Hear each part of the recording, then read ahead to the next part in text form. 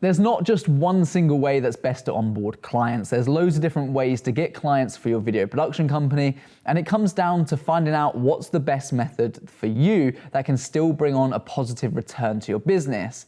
In this video, I'll list 5 ways that I've got higher paying video production clients in the past so that you can replicate those methods for your own business or slightly change up the method to best suit your skills. It all starts with your ability. Before you land a 5K video production client, you first need to have produced content that looks like that. You simply can't show them a $500 budget video and start demanding higher amounts. You need to make sure your content looks like those higher amounts to begin with. And this is actually really interesting because in my video production company right now, we're looking into this exact same thing. We're taking it straight back to basics and working out how to get higher paying clients to that next level.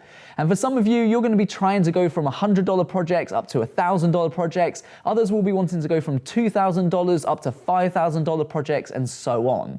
But you need to remain profitable, right? You can't all of a sudden start over delivering on every project and start making all of your work look amazing because you'll end up with no money. It needs to work for your business. So what we've decided to do is to put aside a set amount, a set budget that we're happy to use over the course of a year to over deliver on certain projects. So maybe 5 or 6 times a year on projects that we think have real potential to increase our value, real showcase pieces, we will over deliver on some of those projects to produce some truly stunning content. This stops us wasting money trying to impress on every single project, and it helps us focus on the types of work that is going to attract higher budget clients. And there's no doubt that equipment can play a huge part in the perceived value of your work.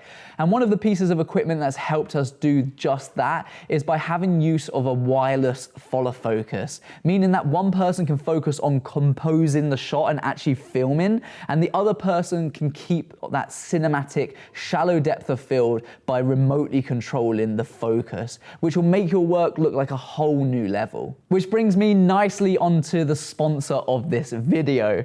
Hollyland sent me their new Mars 4K wireless video transmission system. And rather than just read a sales script, I wanted to tell you why I think that this is one of the coolest bits of tech that we currently have in our production company and is helping us produce more stunning shots. Now, this device allows you to send a video signal from the camera to the client or the focus puller or the rest of the team so that the client can see what's happening. The rest of the team can then equally adapt what they're doing to make the shot even better, whether that's pulling focus or changing the lighting or whatever it may be. Now you might be thinking that, well, in order to do that, you're going to need loads of monitors and that's going to be expensive, right?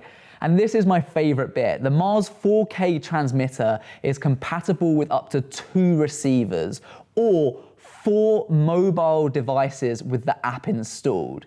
That means that you can literally buy one of these, have it attached to your camera, and then send the video signal to 4 people's mobile phones, which you already have, so that you, the client, the focus puller, the lighting people, whoever you've got on that production can visually see the same as what the camera or the DOP or the operator can see as well. And that is just invaluable for producing better quality content. And it means you don't have to keep spending money on more monitors. It's also capable of a 450-foot or 150-meter line of sight range, so you don't have to be standing next to the camera, and it has an ultra low latency of 0.06 seconds, meaning what your camera person's seeing is going to be basically the same as what everyone else in that building is seeing too. And when I posted on my Instagram about having these, a friend of mine actually messaged me and he said that compared to others on the market that he's used, he's felt that these were much better, more reliable, and so much cheaper that he just simply wouldn't go back. And finally, a couple of cool features is that it's got both HDMI and SDI inputs and outputs. You've also got the NPF battery, so you can slide a battery on the back of it as well, not to mention its USB capabilities. It's got literally a solid design, so it's not going to break easily, and you can transmit 4K, while most other options out there only give you 1080 transmission, which in 2022, almost 2023, is, well, pretty surprising. So if you enjoy the content on this channel, then please show some love to the companies who are supporting us by taking a look at their range and by visiting their website. I'll link it below. So if you want higher paying clients, you need to make sure your work matches the budgets that you're asking for. And that's the best way to start, is with your skills and the equipment that allows you to do just that. Now, my next tip is to send personalized emails to potential clients. I'm going to be talking about subject lines, what to say and what not to say, and what call to actions work the best for our business. Now, there's tons of different outreach methods, and I'll do a separate video on this. I've done a few in the past as well, so maybe I'll bring some of those up to date. But email outreach is the one that's been the most beneficial for our business. And it all starts with the subject line. How are you going to get them to open that email? And you don't want to give the game away here. We generally use very short sentences or very thought-provoking subject lines that could be to do with anything. So we might say website content or Facebook video, or something that might make them question, okay, is that about a Facebook video that I've posted recently? Or we might even say, hey, I just wanted to ask you a quick question, or hey, would you mind giving me your thoughts on this? Or something that just prompts a response, but you're not giving away what you're actually trying to sell. Now, the next thing is what to say, and it's important to not sell them on your first email. All you want to do is have a further chat with them and find out if they're actually interested. So you want to keep this short. And where people go wrong, and this comes into what not to say, is people give them the life story. They instantly try and justify, hi, I'm Ross from this production company, and this is all the amazing things that we do. They don't go in with, what's in it for the person on the other end? If I'm reading this email, I want to know instantly, why have you messaged me? What's in it for me? What do we need to know? So when you write an email, it's hi, business owner's name, and then just straight into the detail. And you can summarize that first bit very quickly. If I was having a little look on your website and I noticed you haven't got much video content, is that something you'd be interested in having a chat about? Something to that effect where you can get straight to the point. And that leads me on nicely to the call to action. You need to tell them what to do next. And again, we're not trying to get them to purchase your products or your services from that first email. We just want them to tell you that they're interested and they're up for having a call. So we usually use a line such as, would you be interested in having a chat about this?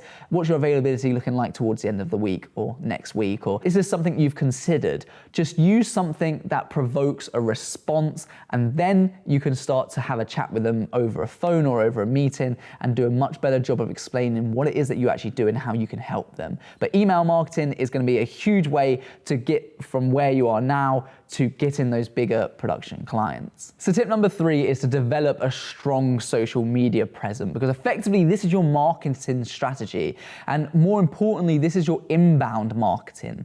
Now, it's much easier if a client comes to you and asks for you to produce a video for them. It's much easier to say, yeah, that's $5,000. Rather than if you're email outreaching to people, it's not impossible, which is why I've included it, but it's harder to say, hey, I know you weren't thinking about video content 5 minutes ago, but are you happy to spend 10 grand on your next video for your website? It's going to be a harder sell. Now, both are important. Outbound and inbound marketing are both really important. But marketing in inbound senses is going to attract the right customers to you, and it's going to make your sales process so much easier.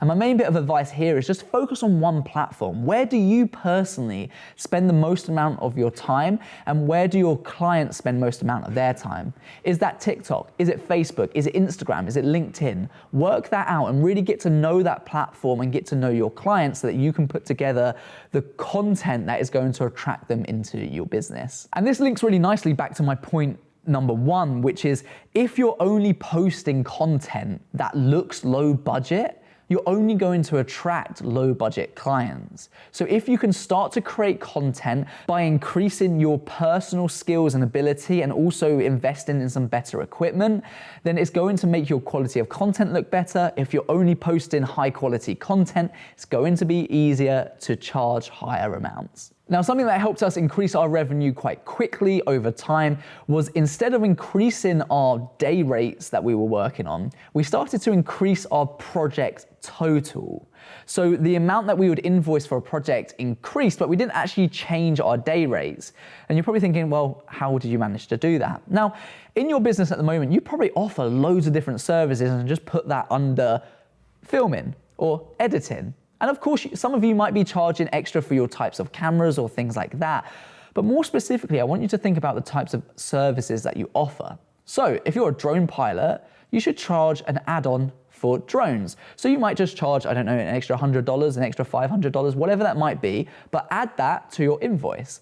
If you're doing sound effects, so some of you, like us for many years, we literally will create a video with a music soundtrack and that's it. But then we started to say to clients, well, we can make this better by doing a little bit of sound design, introducing sound effects and making it more immersive, increasing the overall quality and engagement of that video. So we would add that on as an optional extra to increase that overall project total.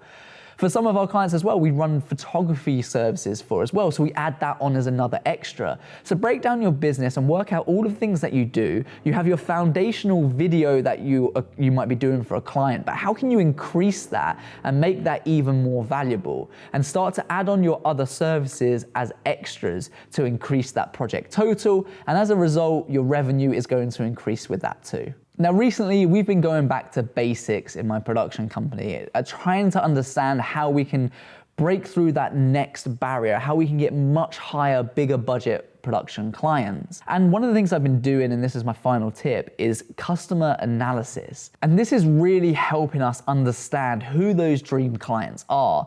The reason we're not connecting with those 50K budget clients is because simply we're not speaking their language. And this is where niching into a particular market is really good. Now, I have two kind of feelings on finding a niche.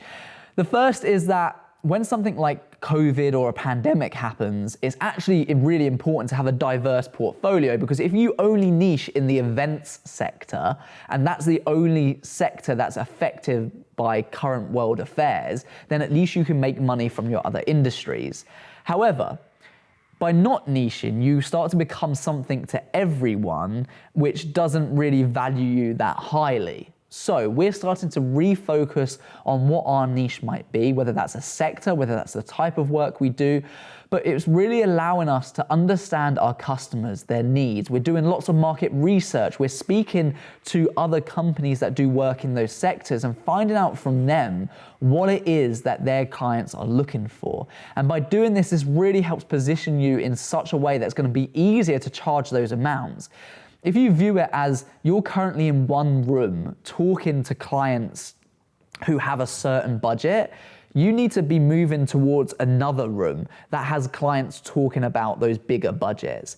The question is, how do you transition from one room to another? And a lot of that comes from customer analysis and understanding what people in those rooms want and where they're hiding. And once you figure that out, you're gonna be able to have those more higher budget conversations, and they're not gonna be running away from those higher budget conversations because now you're in the right room. If you guys want a couple more tips on how to get your first 10K client, then take a look at this video right here. I go over some strategies on getting monthly paying clients, as well as getting 10K projects. So dive into that, there's loads of value. And don't forget to check out the guys who have sponsored this video. We really appreciate it. We're a small growing channel, but it's really important to me that I only collaborate with people where you're gonna find value from. So take a look at it if you want to increase your work. And until next time, peace.